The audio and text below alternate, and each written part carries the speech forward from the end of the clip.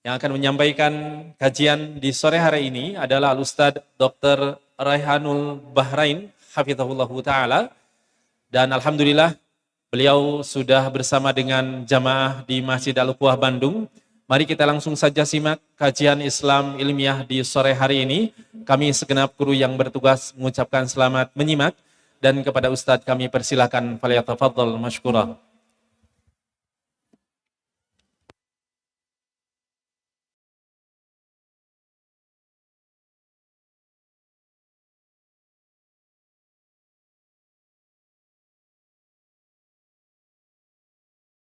Bismillah.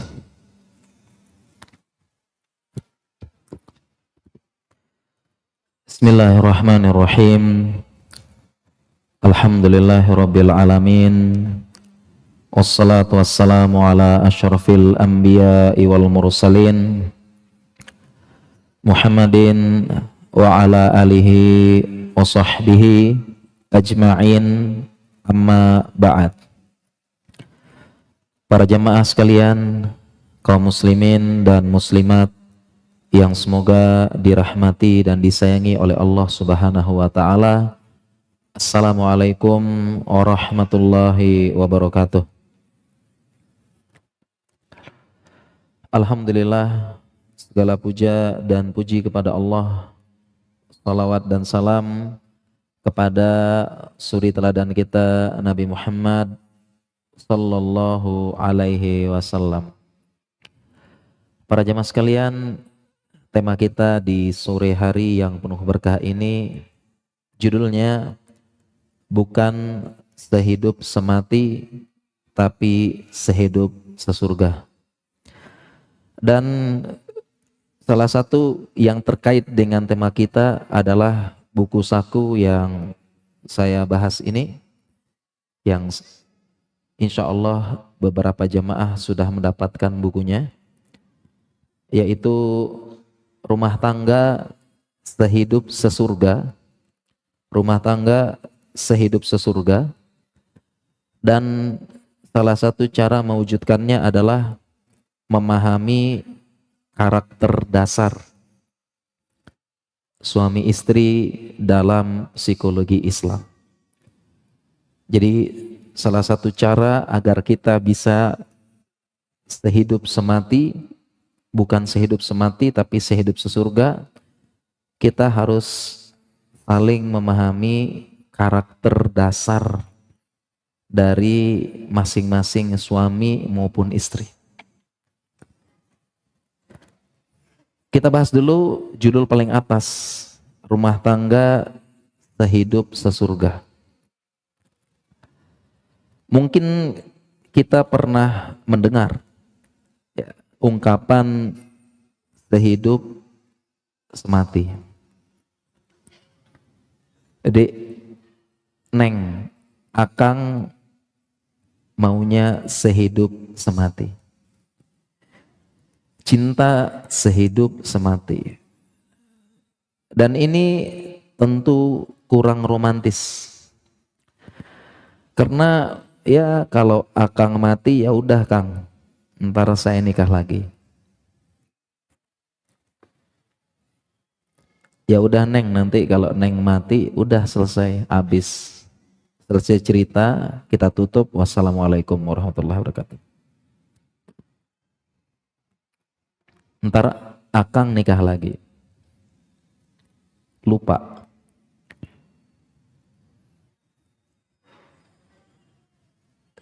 Karenanya Islam mengajarkan rumah tangga itu sehidup sesurga.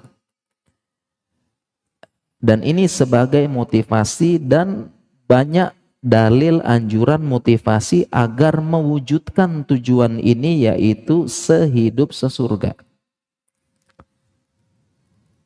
Bahkan konsep di surga itu adalah menjadi raja dan ratu di surga dengan anugerah dari Allah berupa kerajaan sejauh mata memandang, dilayani oleh malaikat, kemudian juga dilayani juga oleh anak-anak kecil, yatufu alaihim wildanun mukhalladun. Dikelilingi mereka oleh anak-anak kecil yang akan melayani. Jadi pelayan di surga itu anak-anak kecil yang lucu, menggemaskan, imut, serta sopan dan penuh adab. Konsepnya demikian. Dan kalau sekedar sehidup semati nggak seru. Tadi Kang, saya nggak mau cuma sehidup semati, karena kalau saya mati pasti Akang nikah lagi kan. Belum juga kuburan saya kering, malamnya Akang udah akad. Nggak mau Bang, nggak romantis. Habis itu selesai dan sebagainya.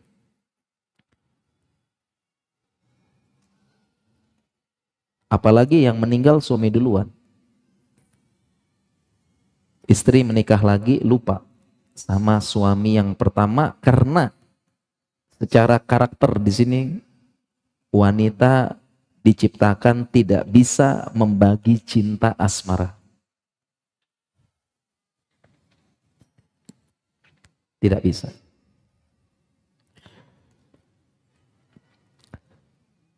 Kemudian sehidup sesurga. Sehidup sesurga ini berarti seorang suami akan bersama dengan istrinya di surga.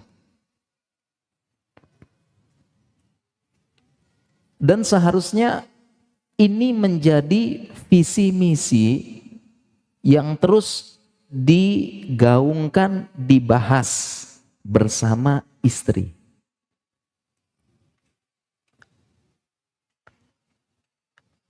Karena dulu saya pribadi ketika belajar agama masih belum lengkap. Karena dulu ketika saya belajar agama, yang saya pikirkan adalah bagaimana saya belajar agama, hijrah. Dulu yang saya pikirkan adalah bagaimana saya sendiri masuk surga, bagaimana. Dulu yang saya pikirkan bagaimana saya ini masuk surga. Ternyata setelah belajar lagi, setelah dapat nasihat lagi, ternyata tujuan ini kurang lengkap dan kurang sempurna. Lalu tujuannya apa? Harusnya yang menjadi tujuan kita adalah masuk surga bersama keluarga, apalagi bersama istri harus.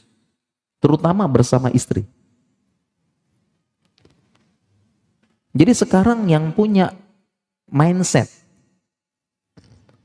memikirkan bagaimana saya bisa masuk surga diganti.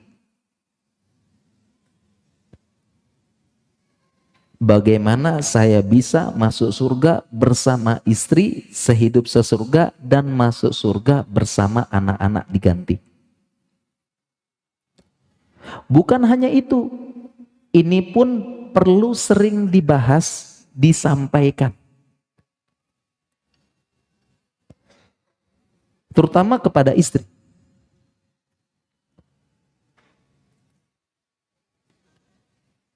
Pernah tidak yang sudah berumah tangga puluhan tahun atau berumah tangga belasan tahun, sudah berumah tangga belasan tahun, puluhan tahun, pernah tidak menyampaikan kepada istrinya, Dek,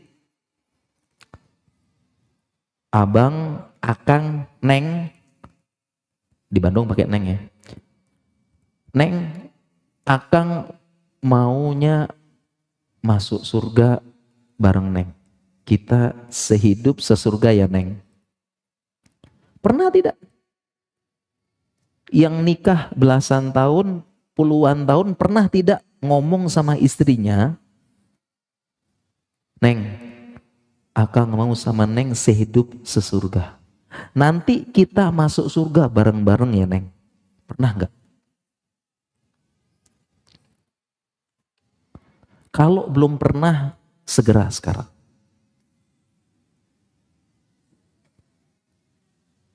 Karena perintah Allah itu adalah masuk surga bareng-bareng. Jadi visi kita setelah berkeluarga itu bukan masuk surga sendiri-sendiri, tapi masuk surganya bersama keluarga, apalagi istri lebih ditekankan lagi. Dalilnya Allah berfirman, jannatu adn yadkhulunaha wa man salaha min abaihim wa azwajihim wa dzurriyyatihim. Surga Aden yang akan masuk bersamanya. Siapa? Waman solaha.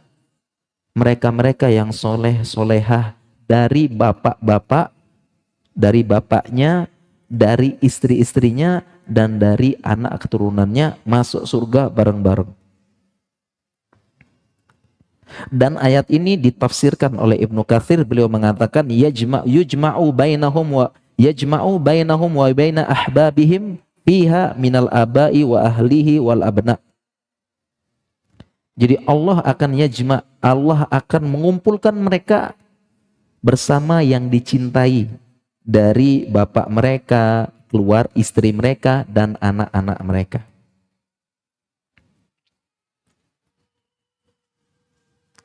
Jadi kalau masuk surga itu jangan tanggung-tanggung mikirnya.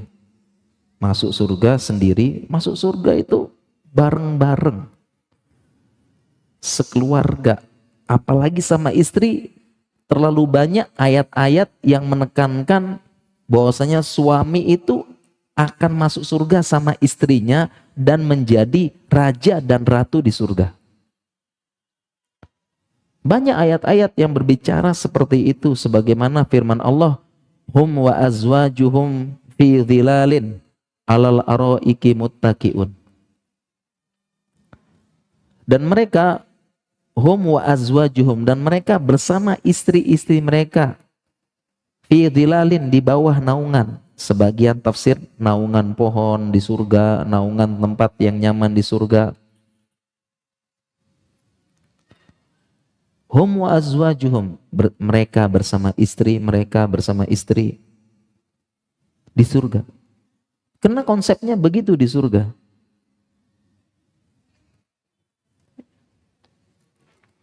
Dia bersama istri.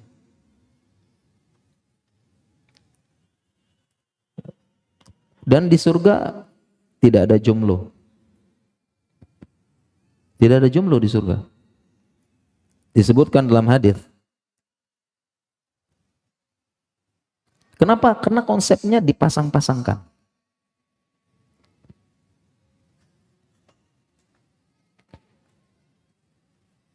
Sehingga kalau kita sekarang masih punya mindset masuk surga sendiri-sendiri diganti.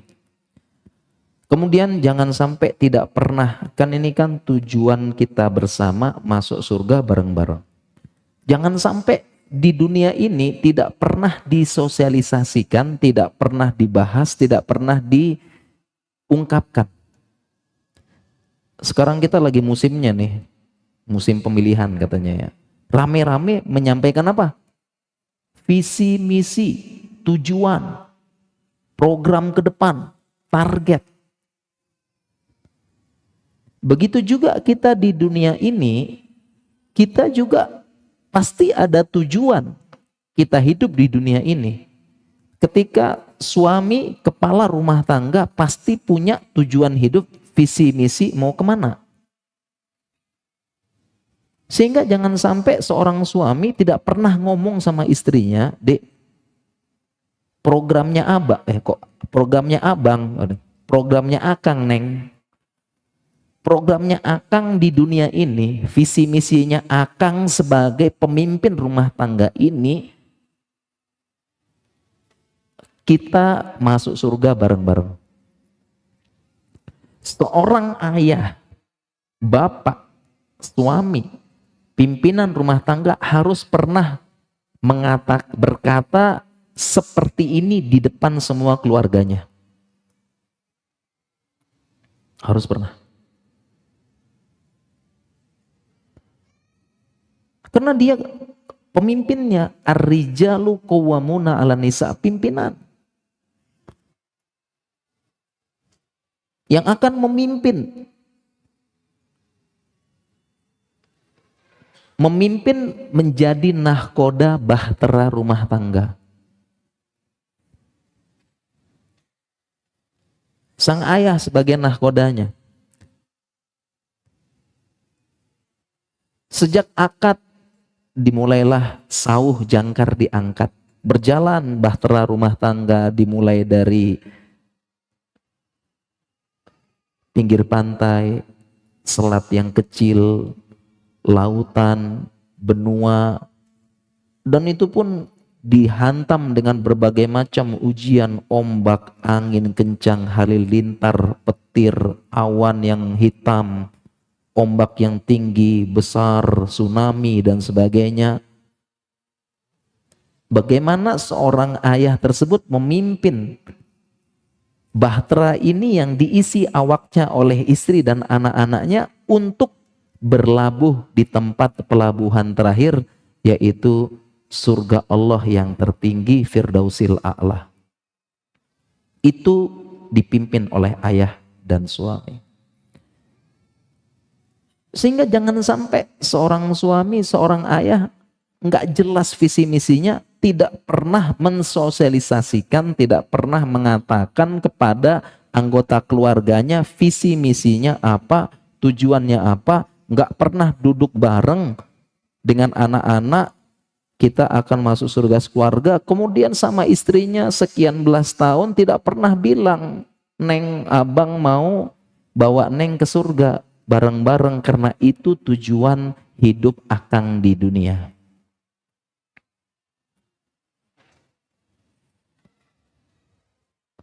Kalau belum, nggak pernah selama ini sampaikan.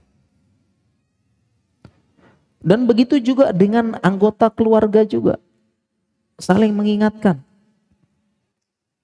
Kang, program akam kan ini, kita wujudkan bareng-bareng. Nanti Neng dukung. Kita saling ingatkan, tawassaw bil haq, tawassaw bis sabr. Kita saling ingatkan, kita saling ini. Dan begitulah bahtera. Yang terlebih di zaman ini, zamannya subhat dan syahwat di zaman ini. Bagaimana kapal bahtera itu tidak oleng, tidak tenggelam, tidak bocor, akhirnya jatuh, tenggelam, karam, dan tidak bisa berlayar lagi.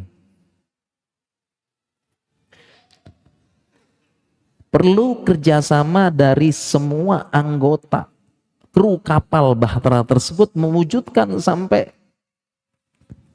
di pelabuhan terakhir surga Allah yang tertinggi, bareng-bareng masuknya. Kita tinggalkan mindset yang dulu. Kita berlabuh dengan sendiri-sendiri, dengan nampan, dengan perahu kecil, suami perahu kecil, istri perahu kecil, anak perahu kecil, gini, udah enggak, bukan gitu lagi. Yang suami ini perahu kecil, surga sendiri, istri perahu kecil, surga sendiri, enggak, bukan gitu lagi. Konsep yang Allah jelaskan justru bagaimana kapal bahtera bareng-bareng, masuk bareng-bareng. Sehingga sang ayah harus pernah bicara pada anaknya. Program ayah masuk surga sekeluarga. Seorang suami pernah bicara sama istrinya. Ya. Program rumah tangga akang, bagaimana kita masuk surga sekeluarga bareng-bareng. Disebutkan. Kemudian masih ada dalil-dalil yang lainnya yang menjelaskan bahwasanya konsep Islam itu sehidup sesurga.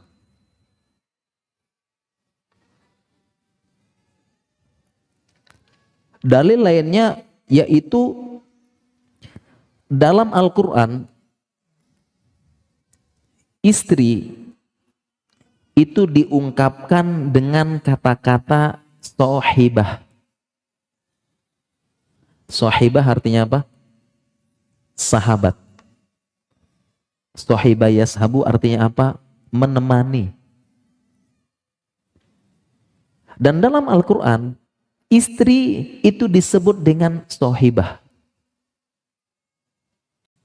Dalam Al-Quran. Contoh beberapa ayatnya kita sebutkan. Contoh misalnya Pas banget juga ayatnya lagi hangat-hangatnya ini. Allah berfirman, "Anna yakunu lahu walad walam takul lahu sahibah." Bagaimana bisa Allah punya anak padahal walam takul lahu sahibah, Allah tidak punya istri.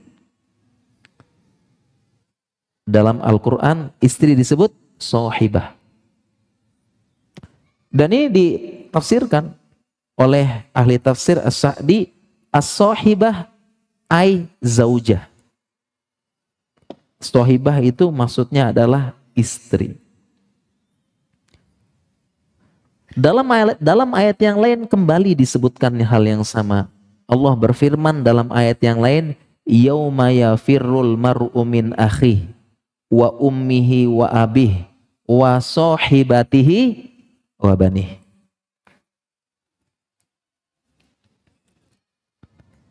Hari di mana seseorang lari dari saudaranya, lari dari bapak ibunya, lari dari wasohibah, lari dari istrinya, wabanih dan anak-anaknya. Ini dalil lainnya menyebutkan bahwasanya Al-Quran menyebutkan istri sohibah, menemani. Mengapa demikian? Karena tafsirnya adalah karena di antara semua orang yang paling lama menemani kita adalah istri. Makanya Al-Quran itu bukan hanya sekedar indah secara lafaz, tapi kandungannya benar-benar sesuai. Itulah keajaibannya Al-Quran. Mukjizatnya Al-Quran. Yang sudah ada tantangan dari dulu sampai sekarang nggak bisa dipenuhi. Wa in kuntum fi raibim mimma nazzalna ala abdina fa'tu bi suratin min mithlih wa da'u syuhada amin dunillahi in kuntum shodiqin.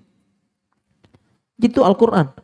Pemilihan, kenapa Allah memilih kata ini, menggunakan kata ini dan kata itu bukan sekedar keindahan bahasa saja, keindahan syair, tapi maknanya juga benar.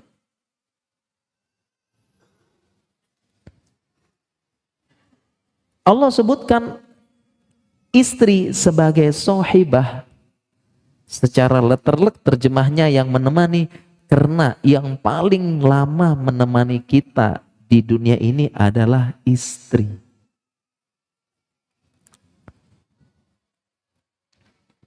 Coba kita bersama anak.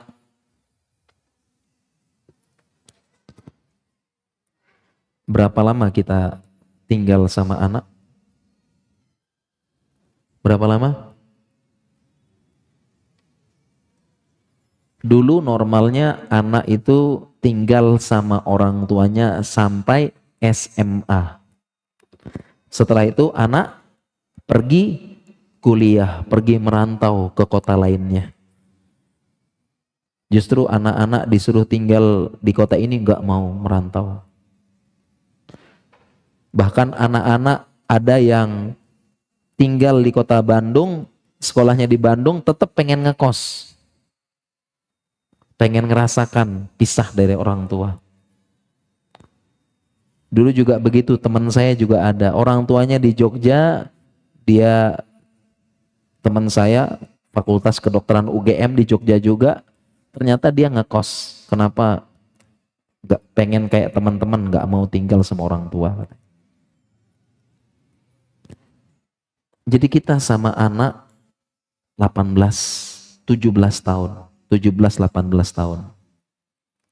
Kebersamaan kita sama anak-anak.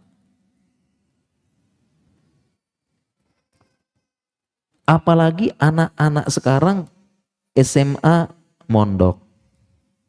SMP mondok. SD ada enggak? Ada SD juga mondok. Tapi rata-rata SMP sudah mondok. Berapa tuh usianya tuh? 11 tahun, 12 tahun. hanya 11 tahun, 12 tahun kebersamaan kita bersama anak-anak.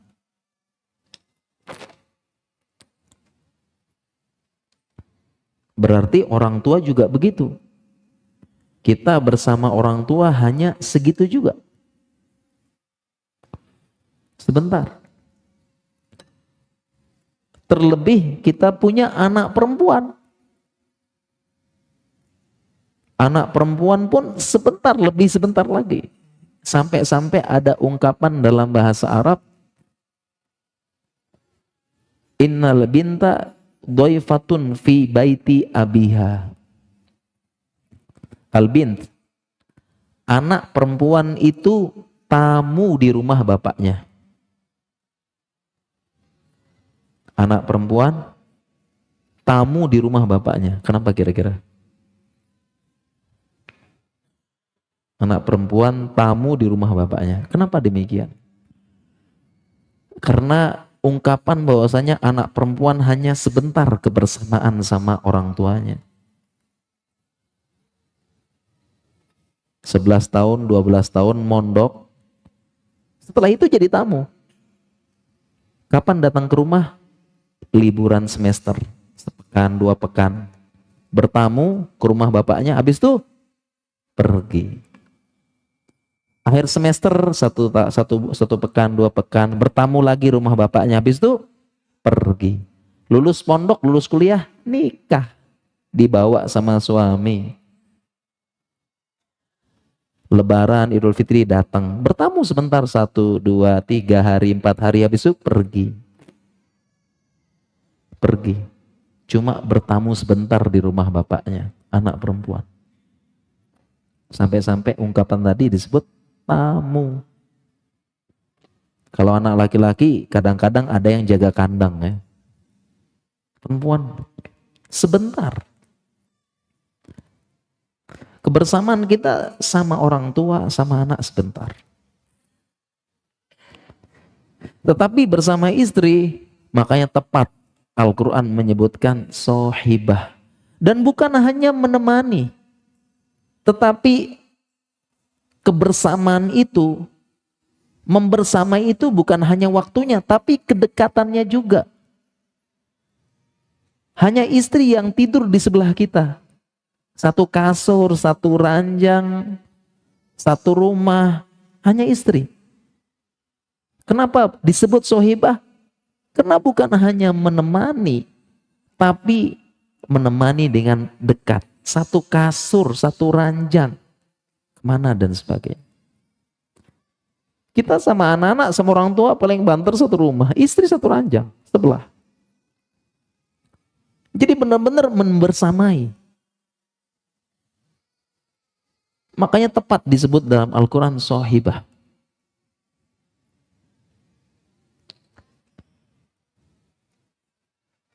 Makanya perlu kita ingatkan lagi, rumah tangga sehidup itu sesurga. Dan kenapa disebut sohibah lagi? Karena istri itu konsep Islam bukan hanya menemani di dunia. Yang di dunia aja udah panjang nih. Berapa lama kita sama istri? Bukan belasan tahun lagi, puluhan tahun bareng istri. Dan bukan sekedar kebersamaan, tapi kebersamaan yang dekat. Di sebelah kita terus.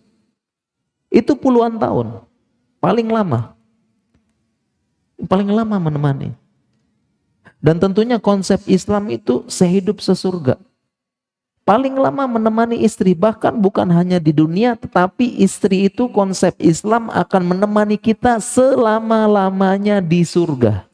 Khalidan mukhalladan fiha abada. Kekal, kekal, dan dikekalkan selama-lamanya. Bukan hanya di dunia, di surga menemani. Sohibah. Menemani selama-lamanya, kekal. Tidak ada ujung batasnya. Gak ada. Oleh karena itu,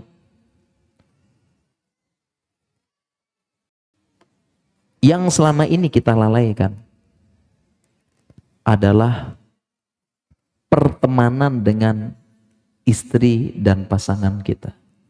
Betapa banyak syair, ungkapan, puisi menjelaskan tentang indahnya persahabatan. Persahabatan seperti ini, persahabatan seperti ini, indahnya bersahabat.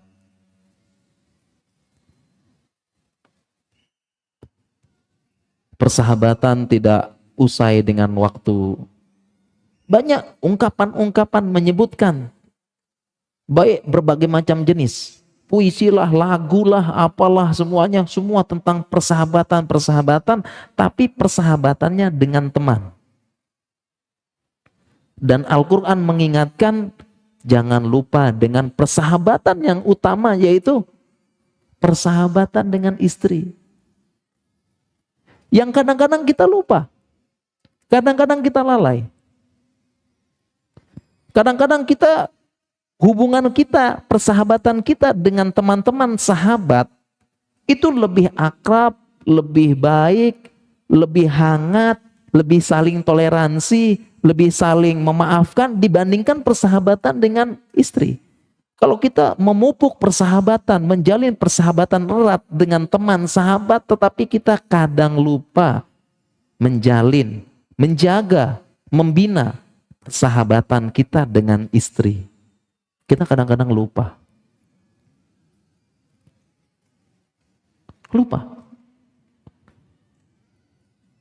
Bahkan ada yang sampai digoda oleh setan.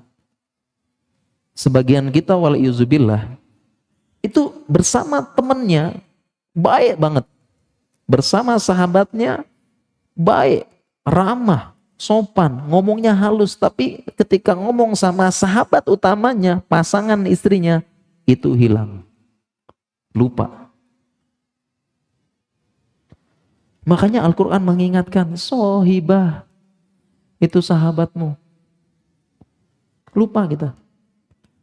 Sebagian kita kadang-kadang sama temennya ramah, sering ditraktir, mau nganter kemana-mana. Ada orang rajin traktir temennya, rajin traktir sahabatnya. Kenapa? Menjalin persahabatan. Ramah, temennya diantar kemana-mana, ditemenin, datang keluar kota. Bro, aneh lagi di Bandung nih, siap bro, tak temenin kemana? Jalan-jalan. Karena kita kan sahabat, join bro. Tapi kadang-kadang kita lupa istrinya, Kang, anterin ke pasar Kang. Udah besar masih dianterin. Kan bisa pergi sendiri. Traktir teman rajin sama keluarga pelit. Sama ketemu sama sahabat ramah luar biasa. Apalagi Iwan-Iwan. Kalau ketemu sama sahabat, Masya Allah, udah jadi protap. Assalamualaikum akhi, Masya Allah, barakallahu fikum. Protap dah itu. Kalau jumpa sama sahabat, ketemu sama Iwan pengajian, senyum. Assalamualaikum akhi, Masya Allah, cipika-cipiki, barakallahu fikum. Assalamualaikum, Masya Allah. Syukron. Jazakumullah khairan. Dan itu juga protap balas WhatsApp. Assalamualaikum ahi, gimana kabar? Masya Allah, barakallahu fikum ya. Itu protap kita kalau balas-balasan WhatsApp dengan teman-teman dan ikhwan pengajian. Sekarang pernah nggak sama istri? Pernah nggak istri sama suami?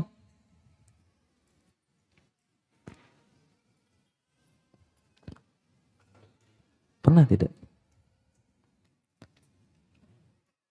Jangan sampai kata-kata barakallahu fikum lebih banyak di luar daripada di rumah kita. Karena barakallahu fikum doa itu luar biasa, keberkahan. Di dalam keberkahan itu ada kemudahan hidup, ada harapan, ada doa, ada kebaikan yang banyak. Karena al-barokah khairun katsir, katanya ulama. Kebaikan yang banyak. Jangan sampai kata-kata doa yang baik ini barakallahu fikum lebih banyak di luar daripada di rumah.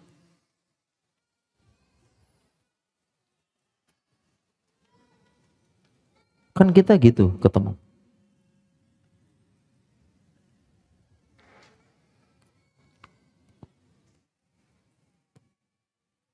Makanya kita biasakan barakallahu fikum itu di rumah kita juga. Sama anak-anak dielus barakallahu fikna. Kata-kata jazakallahu khairan, jazakillah khairan sama istri sama suami itu sering-sering. Kayaknya kebanyakan sama teman daripada ini. Kita lupa. Dan itulah Al-Quran mengingatkan rahasia kata-kata sohibah. Ada sahabatmu yang kita lupakan. Demikian juga ibu-ibu sama juga. Ibu-ibu juga kadang-kadang begitu. Lupa sama suaminya yang merupakan sahabatnya, sohibnya. Sama. Kadang-kadang lupa, kadang-kadang ibu-ibu sama suaminya itu ngomongnya kasar. Nyelekit kata orang Jawa ya. Jutek, judes, bentak. Kasar ngomong suaminya. Tapi kalau ketemu sama teman-temannya, ibu-ibu nih, Masya Allah, sama juga ya ramah. Assalamualaikum, jeng, gimana kabar? Masya Allah, makin cantik aja ya, cipika-cipiki, saling puji-puji. Tapi di belakang gibahin, enggak ya? Ramah. Apalagi saya barusan kemarin ngisi di Banjarnegara, ada bapak-bapak yang protes gitu ya. Bagaimana dengan istri yang lebih ramah dengan abang sayur daripada saya katanya. Ini pertanyaan kemarin ini. Pertanyaan kemarin. Saya dari Banjarnegara. Kemarin sore. Masuk pertanyaan bagaimana dengan istri yang lebih ramah terhadap abang sayur daripada saya. Itu pertanyaannya itu. Saya pas baca ini. Wah. Kayaknya bener juga kadang-kadang ya. Karena kadang-kadang istri ini lupa sama suami itu pokoknya jutek, judes, kasar sama babang sayur. Bang, gitu ya. Adanya apa bang? Sambil senyum. Oh bisa kurang dikit ya bang gitu ya. Dirayu-rayu abangnya. Suaminya bilang, aduh pengen juga dirayu sama istri ya. Ayolah bang, bisalah bang gitu ya. Pengen juga digituin ya. Pakai suara lembut ya. Suara dalam malah pakainya ya. Bisa nggak bang? Bang sini bang, Kang sini Kang sayur. Depan rumah. Panggilnya lembut, Kang. Digoda-goda dikit. Oh yulah Kang, bisa kurang dikit boleh ya. Sambil senyum. Centil-centil sedikit gitu ya. Mungkin dia cemburu mungkin gitu pertanyaannya ya. Wah. Pengen juga jadi abang-abang sayur ya. Ditunggu ibu-ibu. Ini pertanyaan kemarin ini. Jadi lebih ramah sama orang lain. Ya, lebih senyum dan sebagainya. Masya Allah. Dan kita diingatkan dengan lafaz sohibah tadi. Yang lebih berhak itu semuanya itu adalah pasangan kita. Sebagaimana juga firman Allah. Wa anzir ashiratakal aqrabin. Sebagaimana firman Allah, dan berilah peringatan kepada keluargamu yang terdekat dulu.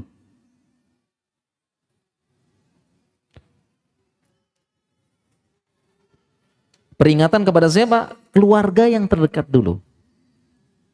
Dan tafsir ayat ini maksudnya terkait dengan dakwah. Yang pertama kali yang kita dakwahkan itu adalah keluarga dulu.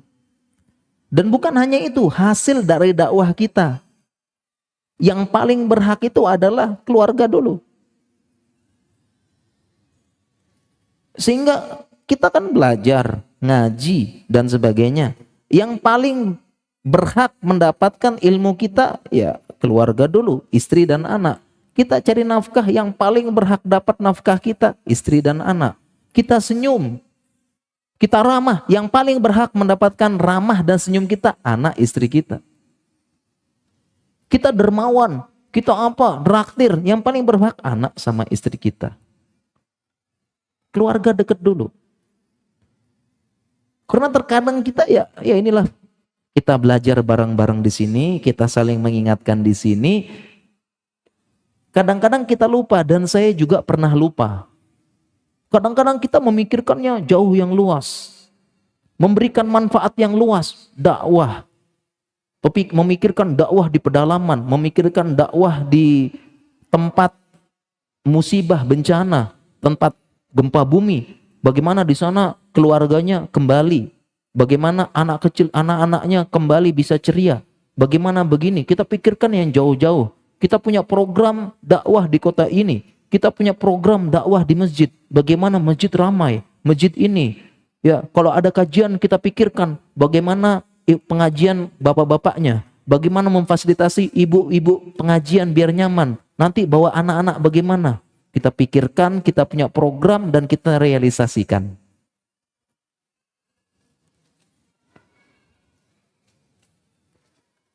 Tapi program di rumah ada atau tidak?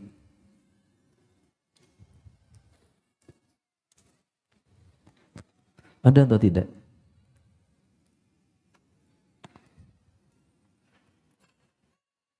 Kadang-kadang lupa.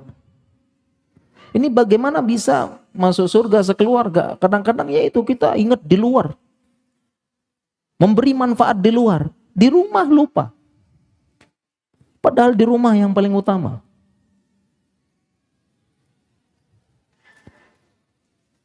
Kita bicara dakwah, bicara ini, program di kantor, program di apa. Semua ada program, dibuat step demi step, tahap demi tahap. Di rumah nggak ada.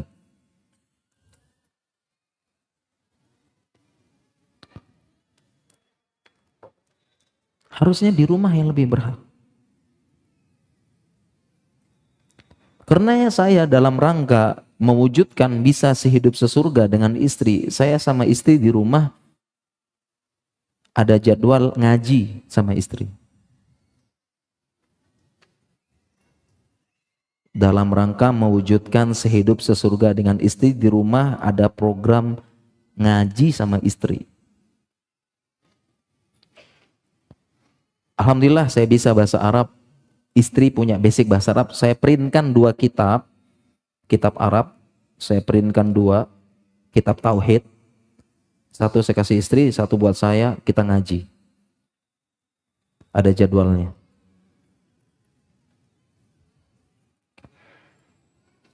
Karena yang paling berhak di rumah. Daripada saya ke kota mana, mikirkan dakwah sana sini, di rumah nggak ada. Harus ada majelis ilmu di rumah. Saya punya prinsip gitu. Orang lain saya ajarkan, istri saya nggak ajar. Jadi ada jadwal saya ngajarkan istri.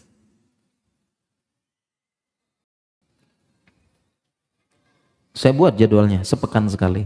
Walaupun kadang-kadang bolong. Karena ada anak biasa lah ya. Baru juga mulai. Dan saya kajian sama istri.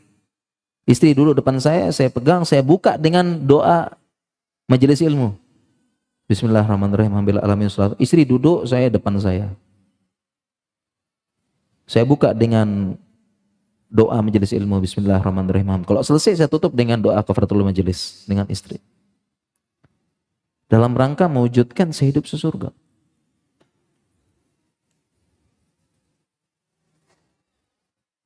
Walaupun terus terang kadang-kadang bolong, apalagi sekarang lagi punya 2 anak kecil-kecil. Baru juga mulai sebentar udah naik-naik, manggil-manggil. Tapi setidaknya ada program, ada rencana.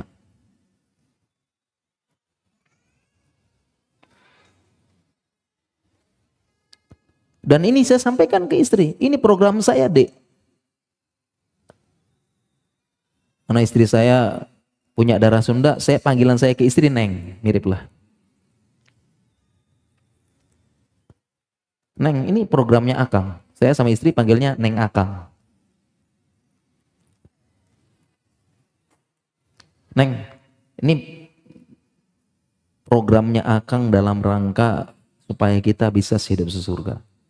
Jadi saya ajarin kitab tauhid ke istri. Di rumah harus ada majelis ilmu. Kajian.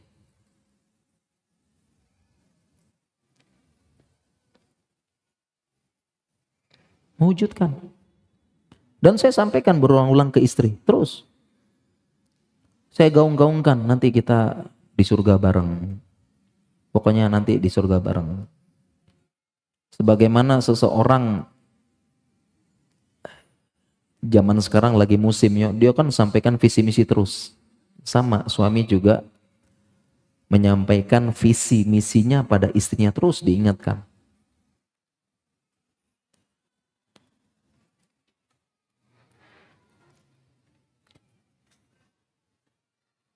Dan ayat yang sering kita baca nih, bahkan sebagian ikhwan pengajian hafal ayat ini yang berbunyi qu anfusakum wa ahlikum, hafal semuanya. Tapi coba lihat tafsir ayat ini. Tafsir ayat ini menjaga keluarga dari api neraka. Maksudnya apa? Dan ini juga dalil bahwasanya masuk surga ya bareng.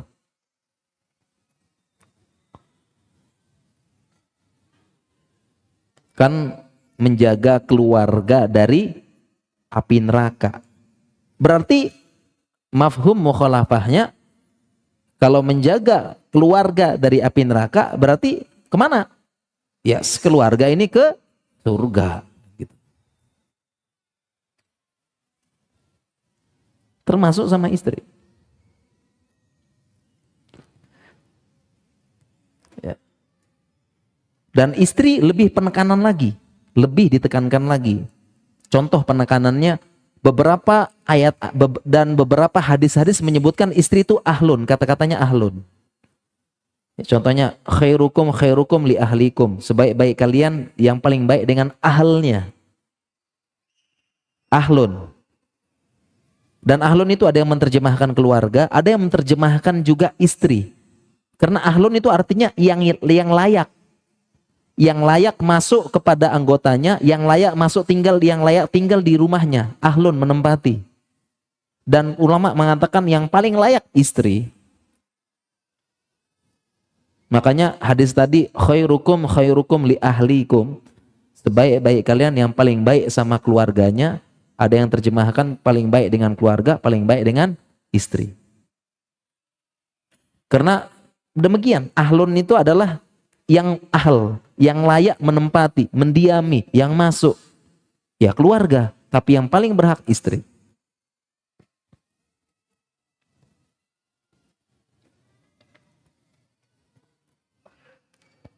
Dan tafsir ayat tadi, qu anfusakum wa ahlikum naro.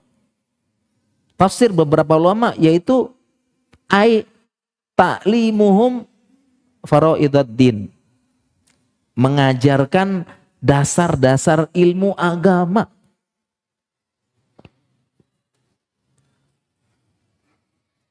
Jadi cara menjaga dari api neraka adalah ai ta'limuhum faraiduddin. Mengajarkan keluarga ilmu agama yang fardu-fardu saja. Karena ilmu agama ada yang fardu ain, ada yang fardu kifayah. Fardu ain ini ya yang wajib diketahui setiap muslim. Yang ini maksudnya thalabul ilmi faridatun ala kulli muslim. Setiap muslim wajib menuntut ilmu, ya ilmu agama yang fardu ain ini, akidah, tauhid, adab dasar, akhlak dasar, fikih muamalah dasar, kemudian juga ilmu tahsin dasar, tajwid dasar, bahkan ulama bilang bahasa Arab dasar. Barulah yang fardu kifayah, ini urusannya ustadz, ulama, bahasa Arab mungkin bahasa Arab yang ilmu balaghah, qaidul fikih, usul fikih, qaidul tafsir, kaidah istimbat, kaidah istidlal, udah ini ulama. Ustaz. Nah, yang faraiduddin, faraid, yang fardu ain ini, itu berdasarkan ayat tadi yang wajib mengajarkan ya pimpinan rumah tangganya.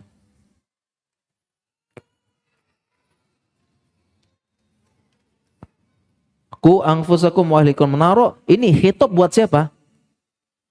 Khitab. Apa? Ajakan bicara ini buat siapa ini? Qu anfusakum wa ahlikum naro. Kepada pimpinan rumah tangga, ayah dan bapak suami. Dan tafsirnya ta'limuhum, mengajarkan, sehingga hukum asalnya yang wajib mengajarkan anak dan istri ya suaminya, ya bapaknya.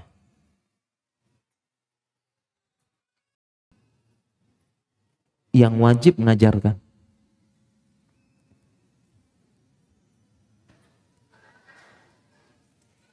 Yang ngajarkan dasar-dasar tadi, akidah, tauhid, adab, akhlak. Itu yang wajib, yang ngajarkan ya suaminya, bapaknya. Hukum asalnya.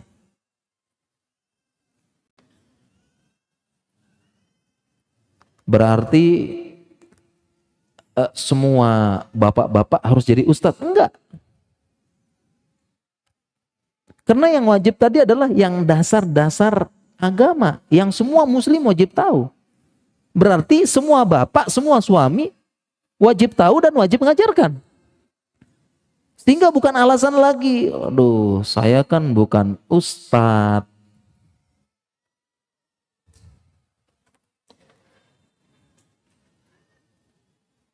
Nggak bisa ada majelis ilmu di rumah. Nggak bisa ngajar.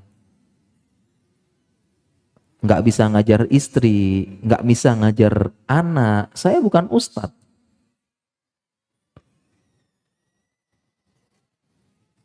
Bukan begitu. Karena yang diajarkan adalah dasar-dasar agama yang kita semua wajib tahu. Wajib tahu semua.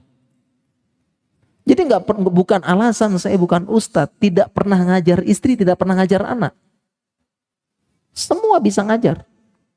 Oleh karena itu ya, kita kalau belum bisa ya belajar. Wajib. Ustadz saya nggak bisa bahasa Arab. Nggak punya modal ngajarin istri. Bisa diatur. Ketika suami pergi kajian, kemudian mencatat. Hadir mencatat. Atau minimal apa yang terpikirkan. Nah itu pulang-pulang diajarkan kepada istri. Jadi membuat majelis ilmu di rumah ngajar istri, itu nggak usah lama-lama. Dan tidak harus duduk. Tidak harus kayak saya tadi buka dengan doa majelis ilmu, nggak usah sambil ngobrol sambil apa. Tapi kalau bisa adalah majelis ilmu di rumah.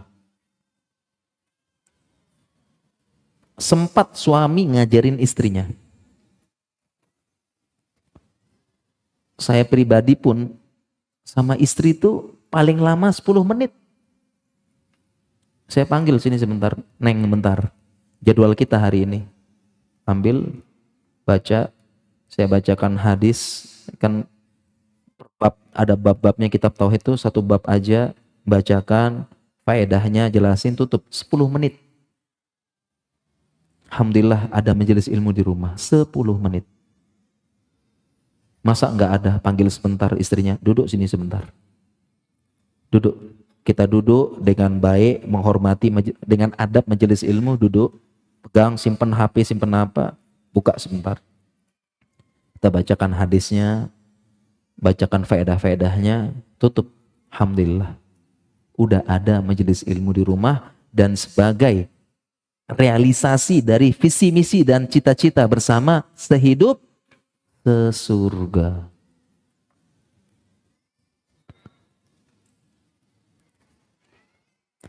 Bukan hanya sama istri, sama anak-anak juga.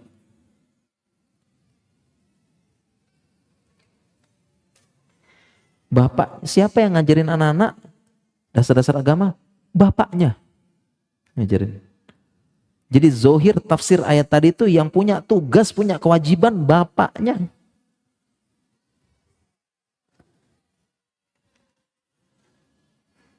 Yang ngajarin akidah, tauhid, cara sholat, apa? Bapaknya yang tugas. Bukan ibunya.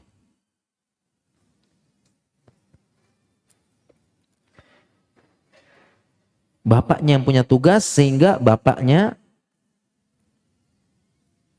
juga ada waktu ngajarkan walaupun habis dengan ibunya. Makanya saya juga ada majelis ilmu sama anak-anak di rumah ngajarin. Ada setoran, ada jadwal setoran hafalan dengan anak-anak. Siapa yang dengar? Bapaknya. Ada majelis ilmu di rumah. Walaupun sebentar, itu sebentar. Gak lama. 5-10 menit. Gak lama. Anak-anak saya bacakan sirah. Saya panggil sini sebentar. Dan ada jadwal. Sini sebentar. Saya bacakan sirah. Duduk sini sebentar sama Abi. Kenapa ini mau bacain sebentar. Baca. Dan saya buka dengan majelis. Dengan doa majelis. Tutup dengan doa majelis. Begitu juga dengan ibu-ibu. Demikian juga dengan istri. Harus ada.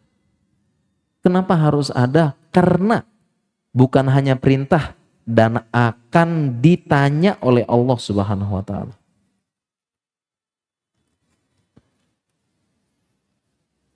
Akan ditanya oleh Allah Subhanahu wa taala.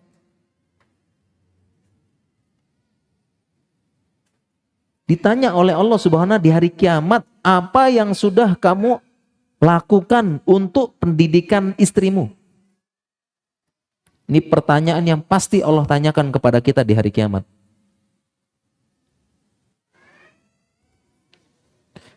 Apa yang kamu sudah lakukan untuk pendidikan istrimu? Karena kamu adalah suaminya, kamu pemimpinnya. Dan kamu diperintahkan di dunia mengajarkan.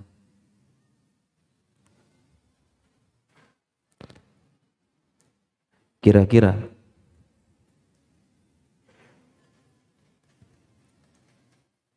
seandainya kita diwafatkan hari ini, ditanya sama Allah dengan pertanyaan tadi, kita jawab apa jemaah?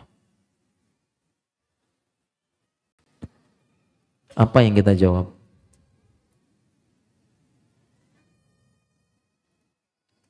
Di depan sama Allah ditanya, ma minkum min ahadin illa sayukallimuhu rabbuhu laisa bainahu wa bainahu turjuman.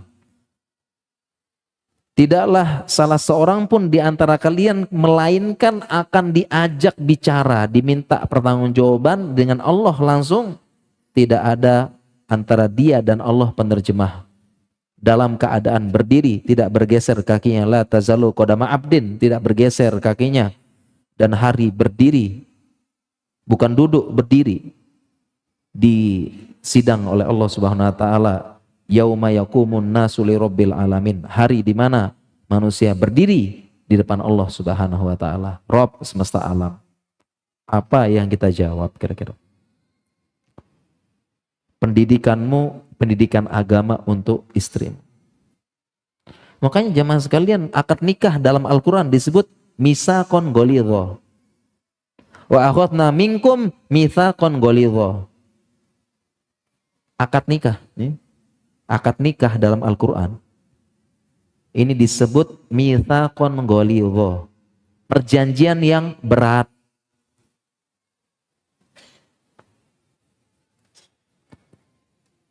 Dan ini hebatnya, dan ini mukjizat Al-Quran lagi, bukan hanya sekedar lafaznya saja, tetapi maknanya juga begitu. Kenapa? Karena ketika akad pernikahan dengan ayahnya, kalau kebiasaan masyarakat kita salaman nih, saya terima nikahnya. Kebiasaan kita salaman ya, meskipun tidak ada sebenarnya dari para ulama harus salaman gitu ya. Cuma sebagian bilang ini urf, pasti salaman ya. Saya terima nikahnya, saya nikahkan kamu dengan anak saya. Sejak dia mengatakan saya terima nikahnya, ini mitsaqon ghalidha. Ini bukan sembarangan ini. Sejak detik itu juga dia bilang saya terima nikahnya. Ini terjadi perjanjian yang berat. Yaitu terjadi perpindahan tanggung jawab dunia akhirat. Dari bapaknya ke dia. Jadi sejak detik itu, semua tindak tanduk istrinya ditanya Allah tanyakan kepada suaminya. Dan sebelum akad, tindak tanduk putrinya ini Allah tanya kepada bapaknya. Bukan maksudnya menanggung dosa. Karena fala taziru waziratun wizra ukhra. Seseorang tidak akan menanggung dosa orang lain, tetapi ditanya kepemimpinannya. Ditanya sama Allah. Sebelum dia menikah masih gadis, dia jalan kemana gadis ini, keluar malam tahun baru, pergi sama ini dan sebagainya itu. Yang ditanya bapaknya juga. Kemana engkau wahai ayah, kenapa membiarkan putrimu pergi bersama laki-laki itu di malam tahun baru? Ditanya sama bapaknya. Allah tanya bapaknya. Sudah kamu larang belum? Sudah kamu nasihatin belum? Ditanya. Nah setelah misakon golizo ini lepas tangan bapaknya, selesai, alhamdulillah. Detik, anak perempuan ini umur sekian habis, sudah berhenti sayang ditanya, lanjut suaminya ditanya. Tindak tanduk jawab. Setelah itu istri bermacam-macam, suami ditanya. Suami sudah belum nasihati, sudah belum memperingatkan, sudah belum ditanya.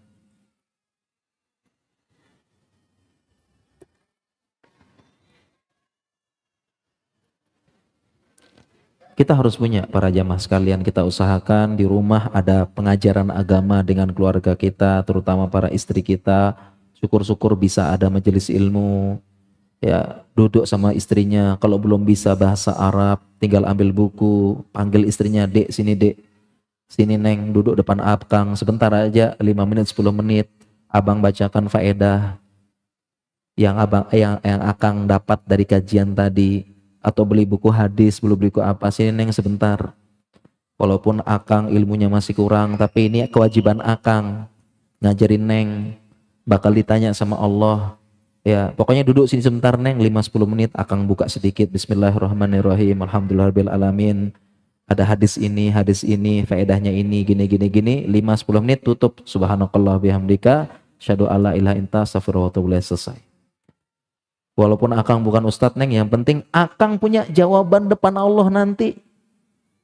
Kalau ditanya, apa yang kamu lakukan untuk pendidikan istrimu? Alhamdulillah ya Allah, di rumah ada dikit majelis ilmu, saya bacakan hadis pada istri saya sebentar dan sebagainya.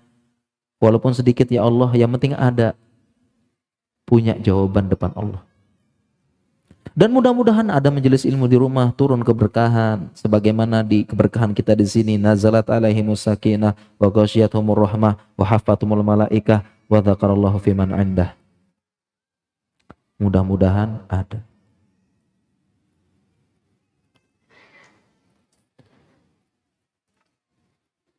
Itulah Al-Qur'an mengingatkan kita bagaimana bukan sehidup semati, sehidup sesurga dengan kata-kata sohibah. Dan banyak yang belum tahu. Beberapa jamaah komentar, baru tahu saya. Baru tahu sekarang katanya. Ternyata istri sohibah dalam Al-Quran. Baru tahu sekarang. Itulah fungsi kita belajar, kita ngaji. Sehingga seolah-olah Al-Quran mengingatkan kita, kadang-kadang kita cuma ingat sahabat luar, sahabat teman, tapi lupa dengan sahabat sendiri. Demikian juga sama, istri juga sama. Menjalin persahabatan, kirim kado dengan teman-teman, kirim hadiah teman-teman. Kasih hadiah suami gak pernah, kasih hadiah istri gak pernah. Seolah-olah mengingatkan.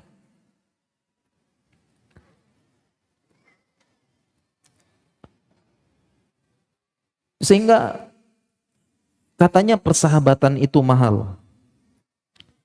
Kita berusaha menjalin persahabatan. Anda mentraktir sahabat Anda bukan karena kaya. Karena kata orang-orang persahabatan lebih mahal daripada uang. Tetapi istri Anda lebih tidak ternilai dengan uang. Istri tidak ternilai dengan uang karena Anda halalkan dengan kalimat Allah. Katanya persahabatan lebih mahal dari uang. Tapi istri tidak ternilai dengan uang. Karena kita ambil istri kita dari bapaknya dengan amanah dari Allah. Wa akhastumuhunna bi amanatillah. Kalian ambil dia dari bapaknya dengan amanah dari Allah. Wastahlaltum furujahunna bikalimatillah, dan kalian halalkan kemaluan istri kalian bukan dengan apa-apa, bikalimatillah, dengan kalimat Allah, tidak ternilai dengan uang. Katanya sahabat, banyak orang buat puisi, buat lagu, bahkan buat syair. Katanya sahabat adalah pelipur lara. Teman adalah sahabat berbagi di saat suka dan duka.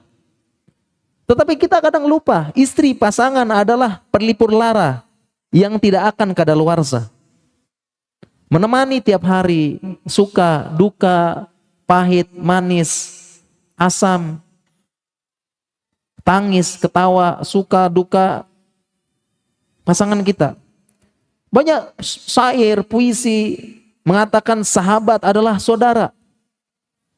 Sahabat itu saudara. Banyak yang bilang, ini sahabat saya anggap dia saudara. Ini teman saya, kita sudah seperti saudaraan.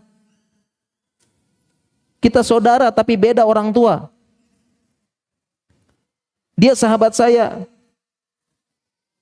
Memang dia tidak bisa membantu saya, tidak selalu ada sama saya, tapi sahabat saya ini ketika saya minta dia ada. Itu ungkapan untuk sahabatnya, tapi lupa. Istri juga sama, sahabat beda orang tua. Bukan hanya selalu tepat datang membantu, tetapi setiap waktu dan selalu tepat membantu dan menuntun kita. Betapa banyak seseorang pasangan tegar di hadapan manusia, tegar di hadapan sahabatnya, tapi menangis di pangkuan istrinya.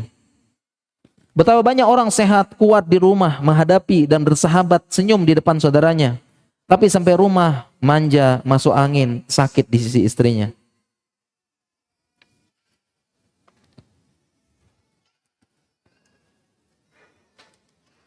Dan pasangan kita adalah anugerah terbesar dari Allah Subhanahu wa taala, yang bisa jadi setelah berpuluh tahun bersama mungkin kita tidak pernah mengucapkan terima kasih wa jazakallahu khairan istriku, terima kasih wa jazakallahu khairan suamiku. Mungkin enggak pernah.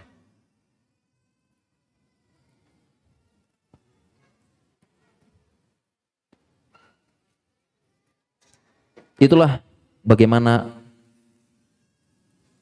Al-Quran mengingatkan kita. Ingat-ingat, sohibah itu istri, pasangan, suami. Kemudian para jamaah sekalian, kita masuk ke pembahasan fikih sedikit.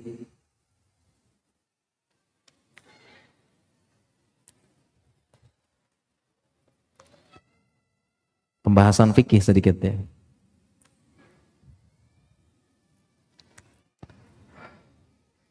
Katanya sehidup sesurga katanya ya.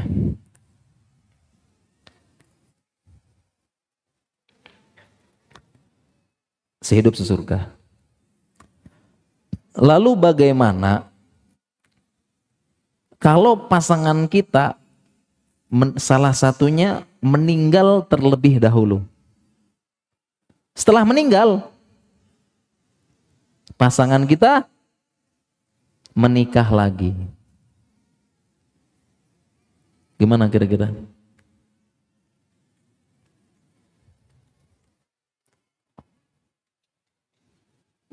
Sehingga muncul bincang-bincang ringan sebelum tidur.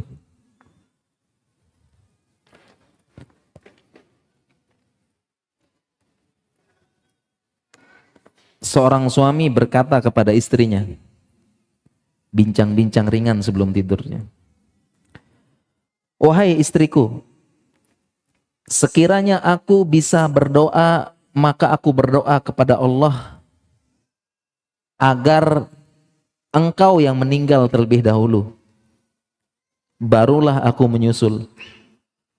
Aku tidak ingin apabila aku meninggal terlebih dahulu, kemudian engkau menikah dengan laki-laki yang lain, maka engkau bersama suami terakhirmu di surga nanti. Apa jadinya aku yang telah menanti lama di alam kubur, berangan-angan? menjadi raja bagimu di surga dan engkaulah ratunya. Menanti di kubur berangan-angan. Tapi di surga aku menanggung cemburu tak tertahankan karena melihat kenyataan engkau malah bersanding dengan laki-laki lain di surga dan selama-lamanya.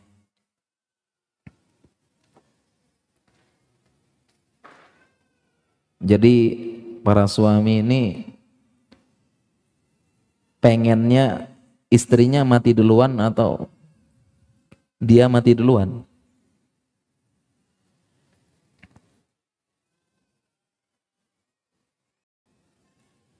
Kan judul kita sehidup sesurga nih. Kalau saya mati, saya sudah berangan-angan punya visi misi, sudah saya realisasikan di dunia, di akhirat kandas.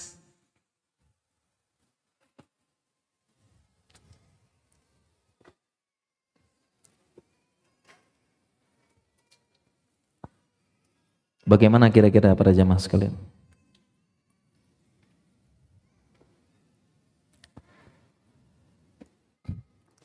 Kalau pernyataannya dibalik, yang meninggal istri duluan, suami menikah lagi, jawabannya jelas. Dua-dua istrinya sah di dunia, yang bukan cerai ya, akan menjadi istrinya di surga. Dua-duanya. Ini jelas jawabannya. Sekarang, bagaimana kalau sang istri telah berapa kali nikah di dunia dengan perpisahan wafat suami sebelum-sebelumnya? Kalau cerai nggak ada urusan, habis di dunia, selesai. Kalau cerai selesai, habis, nggak ada cerita lagi. Wassalamualaikum warahmatullahi wabarakatuh. Dah. Tapi kalau wafat cerai gimana? Wafat kalau pisah wafat. Bagaimana? Apakah sang istri tersebut poliandri di surga? Gimana kira-kira? Baik, kita bahas fikih sedikit. Ya, karena temanya sehidup sesurga nih ya. Biar nggak kandas gitu ya. Udah capek-capek, udah susun program, sampai di sana cemburu. Terkait hal ini, apabila seorang perempuan yang sudah berapa kali menikah, ada dua pendapat ulama.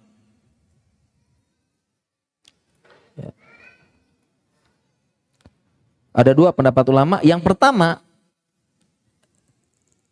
sang wanita ini akan bersama suami terakhirnya di surga.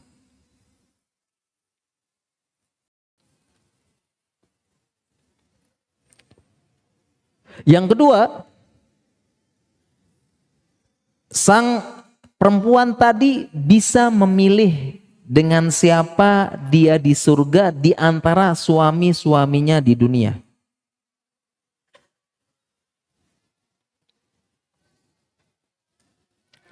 Dan masing-masing ada dalilnya. Ada dua pendapat ulama. Masing-masing ada dalilnya.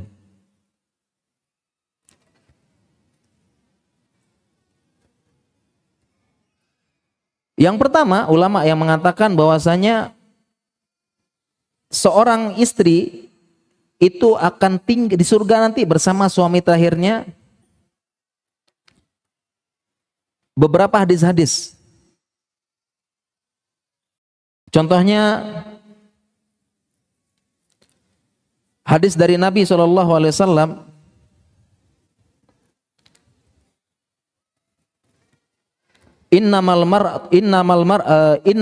ayyuma imra'atin tufiya anha zawjuha, perempuan manapun yang ditinggal mati suaminya, fatazawajat ba'dahu, kemudian dia menikah setelahnya, fahiya li akhiri azwajiha, maka dia akan bersama suami terakhirnya.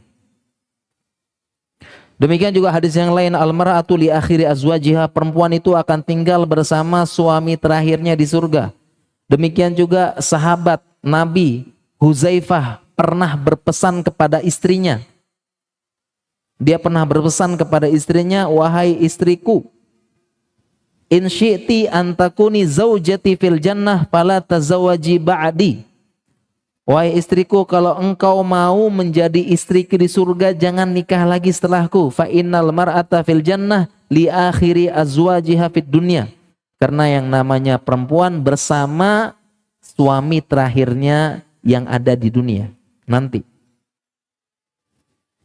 Itu dalil-dalil ulama yang mengatakan bahwasanya bersama suami terakhir. Termasuk perbuatan sahabat, sampai-sampai dia memesan sama istrinya, kalau saya mati duluan jangan nikah lagi. Adapun yang dalil lainnya yang mengatakan para istri bisa milih, ada berapa hadis disebutkan. Contohnya khitab kepada Ummu Salamah, ya Umma Salamah innaha tukhayyaru fatakhtaru ahsanahum khuluqa.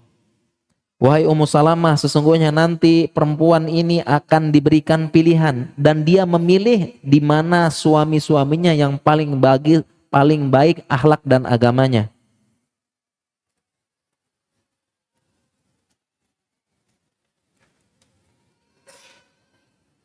Ada dua pendapat. Dan ada pendapat pertengahan. Pendapat pertengahan yang mengatakan dia bisa memilih kalau level suaminya ini sama semuanya. Paham? Pendapat yang ketiga, perempuan ini bisa milih kalau level suaminya sama. Yang pertama dipilih yang paling baik. Yang pertama dilihat paling terakhir, tapi ternyata ada yang sama gitu ya. Sama levelnya, maka dia bisa pilih mana yang sama levelnya. Ini pendapat Syekh Al-Firqus, wa in kana laha azwajun fid dunya fahiya fil jannati ma akhiri azwajiha in tasawaw fil khuluqi was shalah.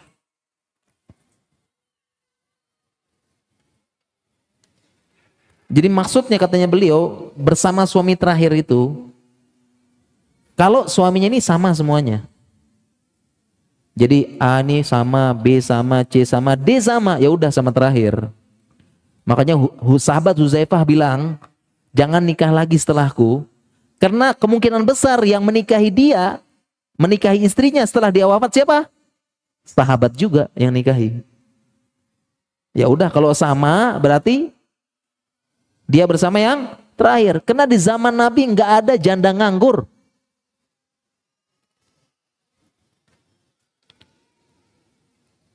Katanya ulama begitu. Tarikh dari ulama tarikh, tidak ada janda nganggur zaman Nabi. Ada janda suaminya syahid, suaminya apa, langsung sahabat datang ngelamar. Sahabat datang ngelamar, ada janda lagi, pergi suaminya jihad, datang lagi sahabat ngelamar lagi. Kalau di sini jandanya nganggur apa enggak? Kemana para ikhwan ini?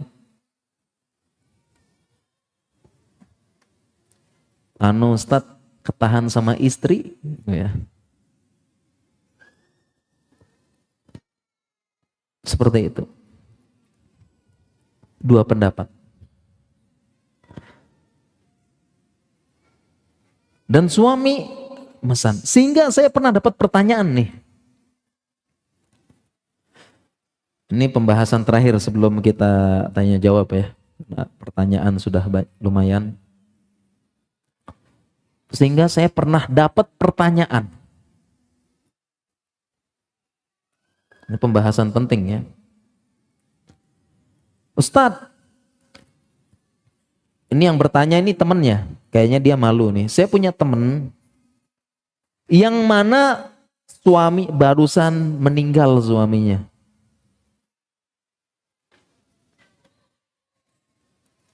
suami meninggal.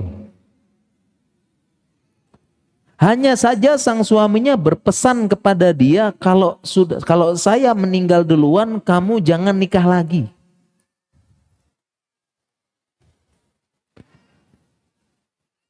Dan saat itu dia menjawab, iya bang, iya kang. Namanya perempuan lah ya.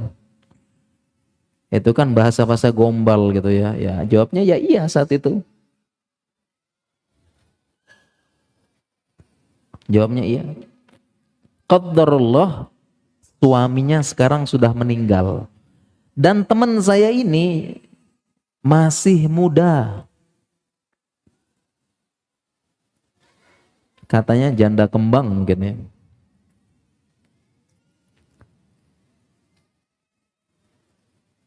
Dan teman saya ini katanya, namanya juga masih muda. Pertama, masih punya syahwat. Apalagi sekarang zamannya sosmed ya. Zaman sosmed, zaman IG, zaman TikTok, zaman Reels. Kalau perempuan zaman dulu itu dipingit di rumah aman. Zaman dulu gitu ya. Sekarang dipingit di rumah kok sama aja ya. Karena di rumah ya ada itu. Dia masih muda, masih punya syahwat dan punya anak kecil.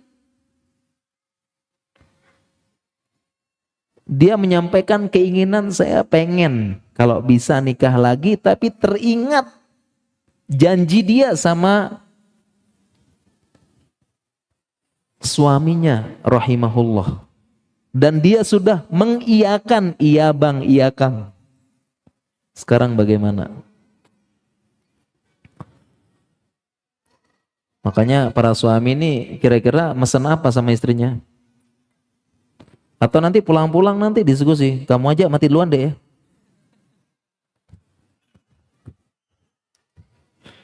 Pulang-pulang diskusi kayaknya nih. Temanya tadi hidup sesurga ya. Kamu aja mati duluan deh. Jawaban bagaimana? Dan alhamdulillah ternyata ada fatwa ulama. Insyaallah. Jadi bukan jawaban saya ya. Saya mah gak berani. Jadi gitulah kita ya. Kalau kita bingung kita apa, udahlah terjemahin fatwa ulama aja lah. Aman.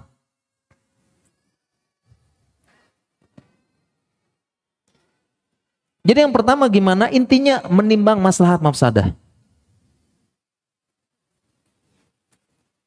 Dan setiap orang beda-beda. Banyak janda suami wafat, dia kuat tinggal hidup. Dia kuat sendiri, nggak nikah lagi. Kenapa? Dia teringat dengan kebaikan suami, teringat dengan kenangan indah sama suami, ingat anak-anak suami, ingat.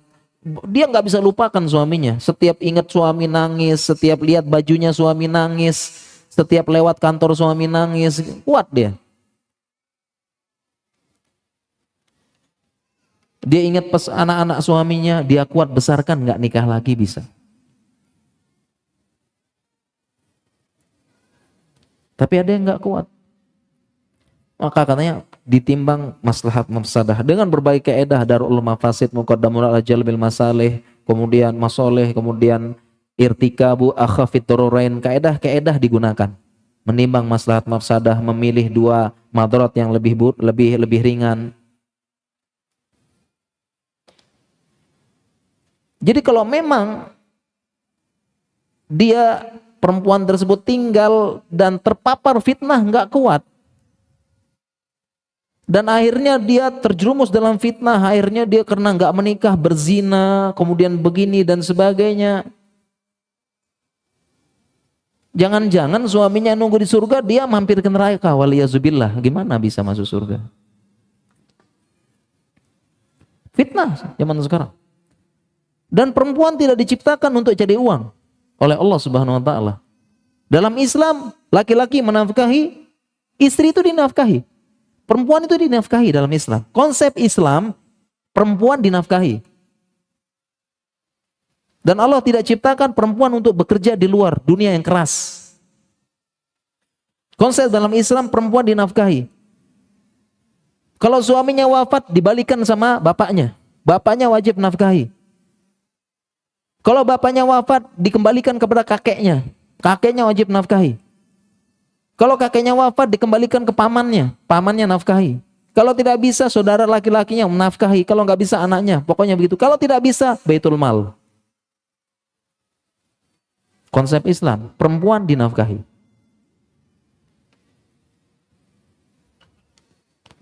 Kalau kaum muslimin paham konsep ini, nggak ada janda terlantar, tidak ada anak yatim. Jelas konsep Islam.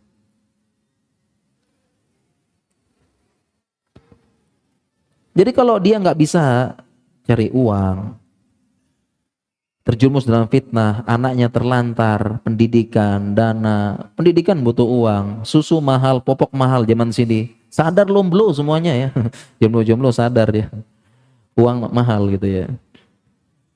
Lalu bagaimana pertimbangkan? Kalau memang sampai tahap seperti itu, maka nikah lagi.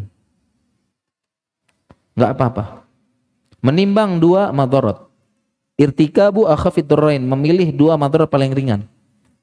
Kemudian yang kedua ada hadis iza ja'akum man tardawna dihnahu wa khuluquhu fazawiju. Apabila telah datang kepada seorang perempuan tersebut laki-laki yang engkau ridhoi agama dan akhlaknya, segera nikahkan. Termasuk juga begitu, seorang bapak punya anak janda ada yang lamar, nikahkan. Illa takun fil ardi wa fitnatun fil ardi wa fasadun arid. Kalau tidak terjadi fitnah di muka bumi dan kerusakan yang meluas.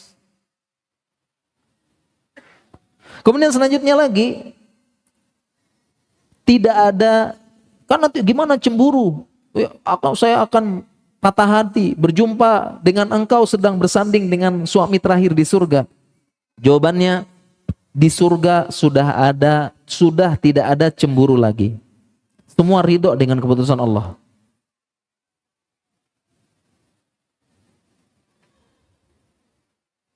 Tidak ada cemburu lagi. Karena sudah dicabut di tempat yang namanya kontoroh, hasad, dengki, cemburu dicabut sama Allah. Wa naza'na fi qulubihim min ghillin. Kami cabut rasa hasad, dengki, iri, cemburu. Sebelum masuk surga ada namanya kontoroh dulu. Jadi sirat, kontoroh, surga. Di kontoroh inilah dicabut, dibersihkan hati-hati kaum muslimin baru masuk surga. Salah satunya adalah cemburu. Jadi di surga udah nggak ada cemburu lagi. Jangan khawatir. Bagaimana? Udah imani saja. Tidak ada. Jadi nggak ada kayak cerita tadi ya, cemburu melihat engkau bersanding bersama suami terakhir, nggak ada cerita. Di surga nggak ada. Kemudian yang terakhir, kalau memang pegang pendapat tadi bisa memilih, kan masih ada harapan. Masih ada harapan. Bisa dia nikah sama siapa? Dia nikah sama siapa? Ini kan dia tujuan supaya nggak nikah lagi kan supaya bersama dia. Tapi dia nikah lagi, tapi akhirnya dia masih bisa nampati janji milih sama suami yang janjian tadi. Kan boleh milih kan? Seperti itu. Jadi itu jawabannya. Karena kasihan juga, mohon maaf, janda ini gelisah. Masih muda, anak ini dan sebagainya. Itu jawabannya. Ini pembahasan fikih para jamaah sekalian terkait dengan pembahasan bukan sehidup semati tapi sehidup sesurga.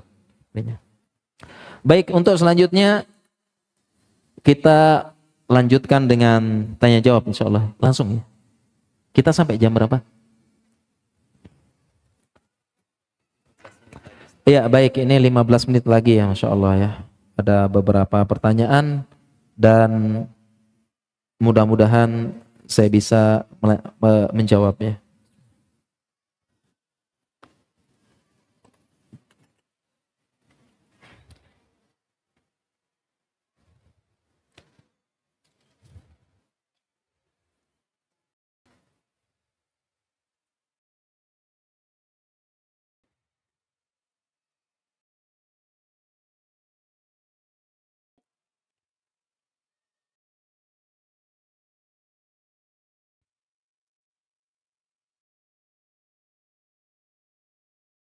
Wah, pertanyaannya panjang nih.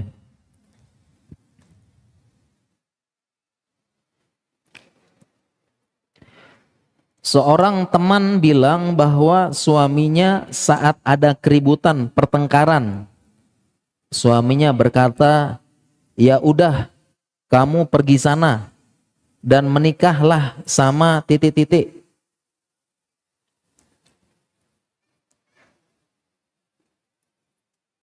Lalu dia pergi meninggalkan istrinya. Dan dia bilang, ayah tahu itu bisa jadi talak satu. Kalau talak satu jatuh, kita tidak boleh bersentuhan dan yang lain-lain. Suaminya bilang, oke, kita tidak bersentuhan. Apakah ini dikatakan talak satu atau tidak? Karena esok paginya teman bilang suaminya menyesal, tidak bermaksud mentalaknya. Insya Allah ya. Nah inilah kita perlu belajar para jamaah sekalian ya. Kita perlu belajar tentang fikih talak yang bisa jadi banyak kaum muslimin yang tidak paham, yang belum paham atau kurang paham. Talak ini pembahasan panjang. Ada sebagian ulama mengatakan ada talak sunnah, talak bid'i. Jadi talak bid'i adalah talak yang dijatuhkan bukan pada tempatnya. Jadi talak itu hanya bisa dilakukan di saat suci. Jadi nggak boleh sedang haid ditalak. Ya.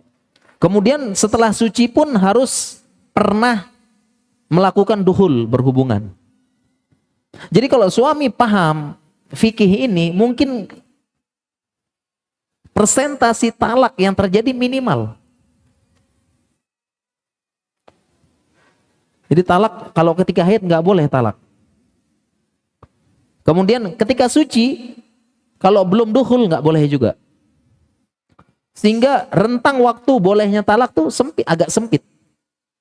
Jadi kalau suami paham talak ini mungkin minimal. Misalnya mau talak istrinya, ingat ya, lagi haid nggak boleh.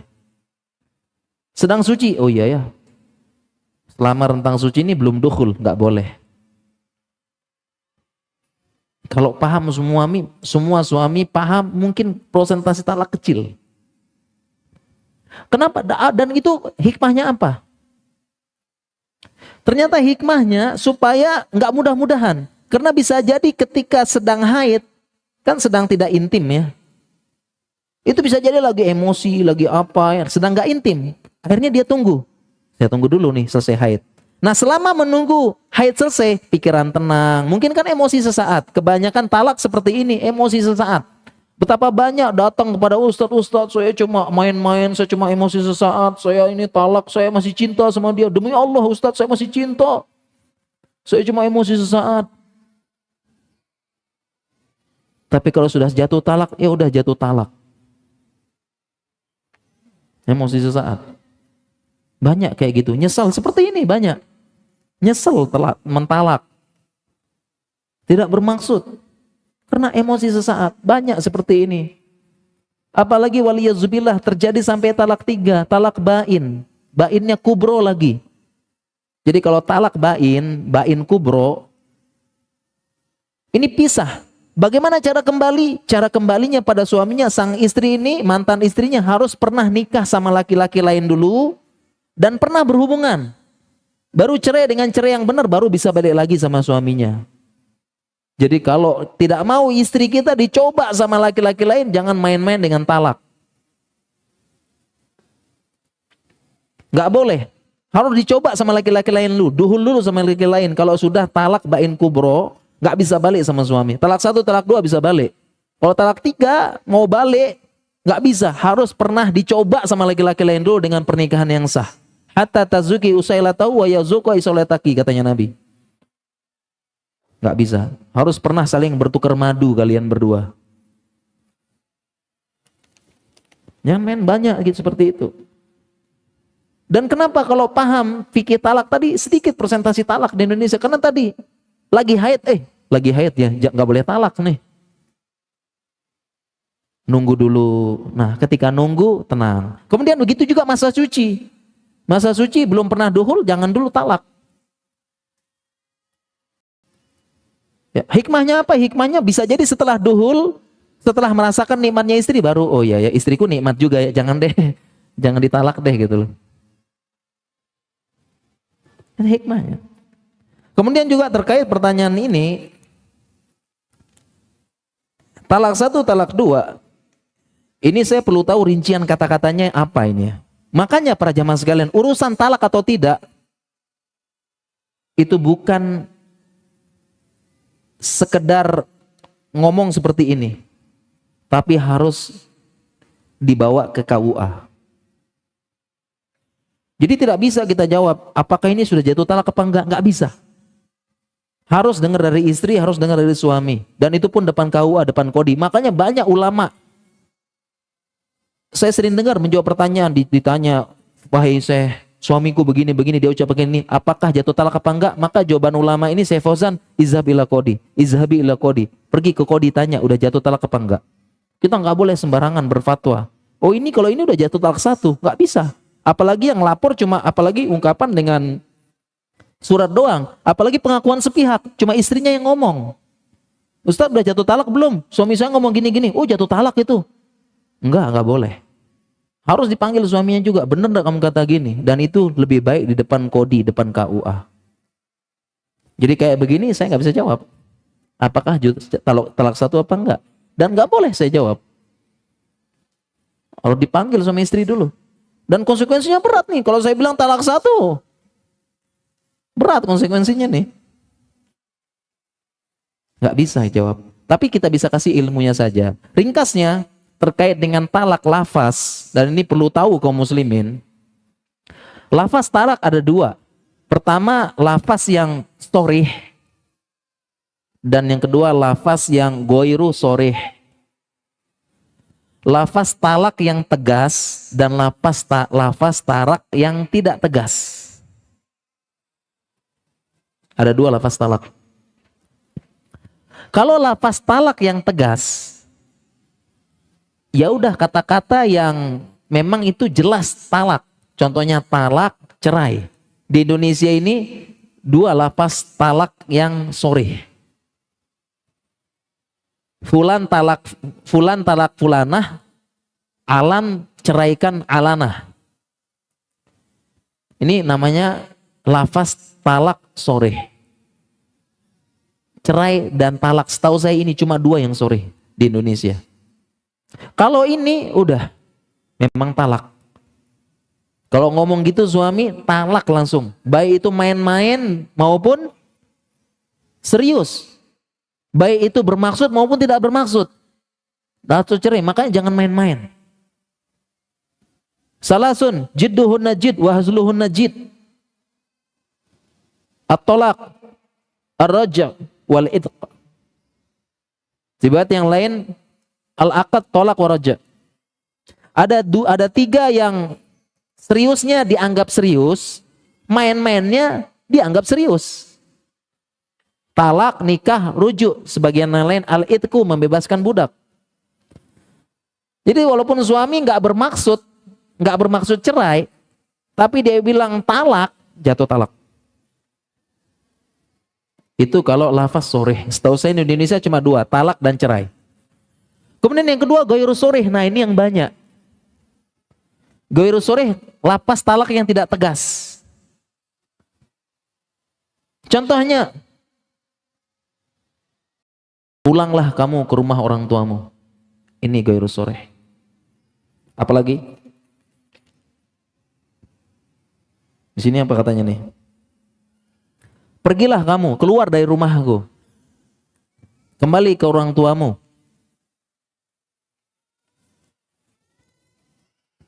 Ya, kita udahan neng. Bahkan saya pegang pendapat kita pisah aja ghairu sorih. Saya pegang pendapat kata-kata kita pisah saja itu ghairu sorih. Karena yang definisi ghairu sorih tidak jelas adalah masih mengandung ihtimal katanya. Ihtimalat, kemungkinan-kemungkinan. Ya pisah itu ya pisah ranjang, pisah rumah ya. Dan yang lain-lain termasuk istri, bang kalau jantan ceraiin aku bang. Dan yang lain-lainnya itu ghairu sorih. Apalah sekarang apa tuh? udah bosen deh, kita pisah aja, kita udahan aja. Ya kita apa adanya aja ya. Kamu memang istriku, tapi kita temenan aja. Macam-macam ya gaya rusoreh itu ya. Kalau gaya rusoreh ini tidak cerai. Tapi kalau dipermasalahkan ya, sang istri berhak bertanya kepada suaminya, Bang, maksud abang ngomong kita udah-udahan aja atau kita temenannya ini apa bang? Istri berhak nanya. Kalau gairu soreh, apa abang maksudnya apa? Dan Kodi juga berhak nanya kalau nanti dia permasalahkan ke Kodi. Kalau suami bilang cerai, berarti cerai saat itu. Istri dan Kodi berhak menanya, maksud abang apa? Bilang kita ini temenan aja, udahan apa? Itu fikihnya gairu soreh.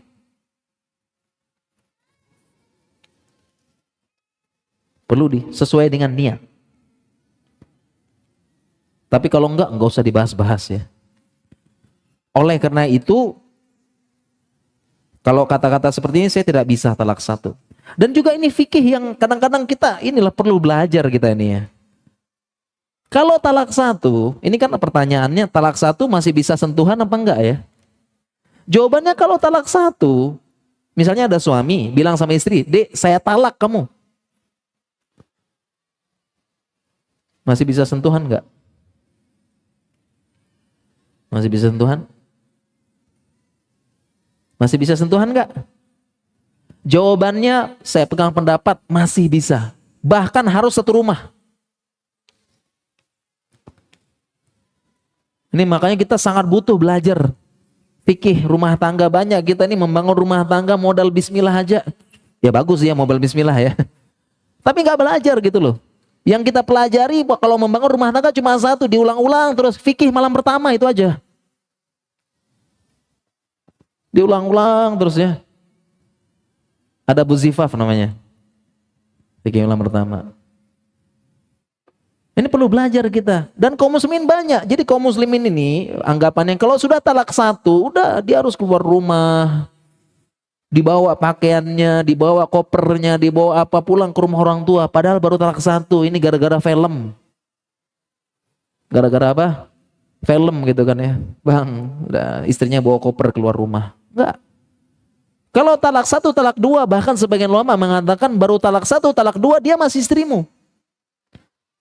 Wala tukhrijuhunna min buyutikum. Jangan keluar, jangan kamu usir dia dari rumah. Bahkan ketika suami sudah ceraikan istrinya, nggak boleh diusir dari rumah. Sekarang malah keluar kamu dari rumahku. Enggak. Al-Quran yang bilang begitu. Ketika suami talak satu sama istrinya, nggak boleh dia usir rumahnya. Nggak boleh dia usir istrinya dari rumahnya. Tetap di rumahnya. Sampai masa iddah. Sebagian ulama pun mengatakan dia itu masih istrinya. Buktinya apa? Masih boleh satu rumah, boleh berkhaluat, boleh barengan, masih istrinya. Talak satu, talak dua masih istrinya. Buktinya masih satu rumah. Masih istrinya. Kalau talak satu, talak dua. Dan ajaran ini yang ditinggalkan banyak orang sehingga banyak cerai. Apa fungsi dia ketika talak? Ini talak satu, sore. Apa fungsinya Islam istri nggak boleh diusir keluar, harus satu rumah sampai iddah. Jadi satu rumah sampai masa iddah selesai. Jadi istri itu iddahnya di rumah sama suaminya. Barulah kalau suaminya nggak berujuk, barulah istrinya dia bukan istrinya lagi. Ini sebutnya dengan talak bain sugro. Talak bain sugro. Ini bukan kalau dia sudah tidak, kalau selama iddah ya, ini iddah, suaminya nggak merujuk, barulah istrinya keluar rumah. Ini talak bain sugro. Kalau mau nikah bisa dengan akad ulang, mahar ulang, saksi ulang. Bisa nikah lagi ini. Ini talak bain sugro. Pisah tapi bisa nikah lagi dengan akad baru, mahar baru, ini baru boleh. Talak satu, talak dua. Tapi kalau talak tiga, istri harus dirasa dulu, dicoba dulu sama laki-laki lain baru bisa balik. Jangan main-main. Jadi setelah talak tuh satu rumah. Hikmahnya apa? Ini yang sunnah banyak ditinggalkan kita sekarang kaum muslimin, makanya cerai banyak. Hikmahnya apa? Talak. Satu rumah. Supaya apa? Supaya bisa harmonis lagi. Dan selama satu rumah itu diperintahkan, suami nggak boleh usir istri keluar dan istri tetap melayani suami. Tetap dimasakin, tetap disiapin ini, tetap begini dan sebagainya. Akhirnya muncul rasa cinta lagi. Satu rumah, ini sunnah yang banyak ditinggalkan. Bahkan nggak tahu mungkin. Buktinya tadi, masih bisa sentuhan apa enggak? Masih. Walaupun talak satu, masih bisa sentuhan. Dan sebagian ulama mengatakan rujuk itu ada dua. Rujuk kauli, rujuk fi'li. Jadi selama satu rumah, suaminya nyesel nih. Ternyata istriku masih baik, masih ngelayani, masih apa. Cinta sama aku, emosi saat. Akhirnya dia rujuk istrinya. Kamu saya rujuk dek. Ini namanya rujuk fi'li, rujuk qauli, perkataan. Dan ada rujuk fi'li, rujuk dengan perbuatan. Jadi suami nggak bilang rujuk, tapi karena lihat istrinya nganggur, akhirnya digauli. Nah itu digauli itu rujuk perbuatan. Digauli itu rujuk perbuatan. Satu rumah masih. Ini ajaran Islam syariat ya, Masya Allah ya. Betapa kita ini butuh banyak belajar lagi. Kaum muslimin butuh belajar banyak lagi tentang fikih menikah ya, pernikahan. Masih. Ternyata habis jemaah ya. Satu pertanyaan doang ya. Tapi amanah dari takmir sampai jam sekian saja ya. Ini mohon maaf pertanyaan banyak saya tidak bisa jawab. Mungkin demikian yang bisa kita sampaikan para jemaah sekalian. Saya berdoa kepada Allah Subhanahu wa taala mudah-mudahan saya pribadi ya bisa merealisasikan ya, bisa menerapkan ilmu yang saya sampaikan. Karena saya sangat khawatir saya sampaikan ternyata saya yang tidak bisa melakukan. Kita berdoa moga kita semua bisa sehidup sesurga dengan pasangan kita, bisa masuk surga sekeluarga, dan mungkin para jomblo di sini yang hadir bisa mendapatkan jodoh yang soleh, solehah, baik, dan bisa sama-sama membimbing, sama-sama menguatkan untuk melabuh di tempat pelabuhan terakhir yaitu surga Firdausil A'la. Subhanakallahumma bihamdika asyhadu an la ilaha illa anta astaghfiruka wa atubu ilaik. Assalamualaikum warahmatullahi wabarakatuh. Waalaikumsalam warahmatullahi wabarakatuh. Syukran khairan wa barakallahu fiik kepada Ustaz yang telah menyampaikan kajian di sore hari ini. Semoga Ustaz senantiasa dijaga oleh Allah dan diberikan kesehatan oleh Allah Subhanahu wa taala.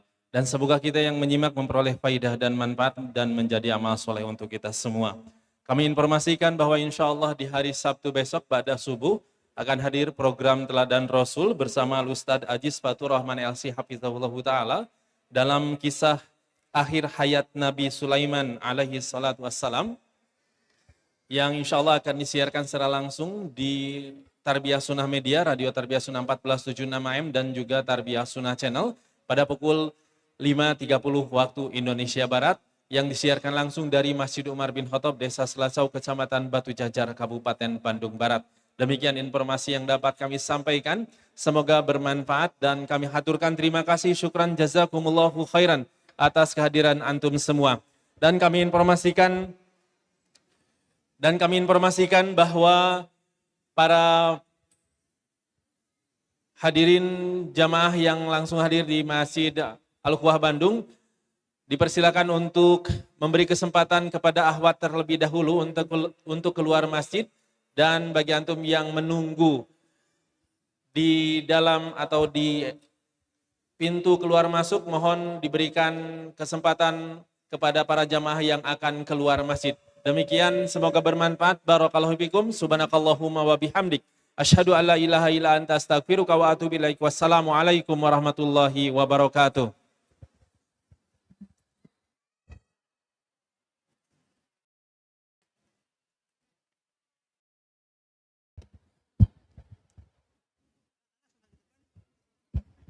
Ya.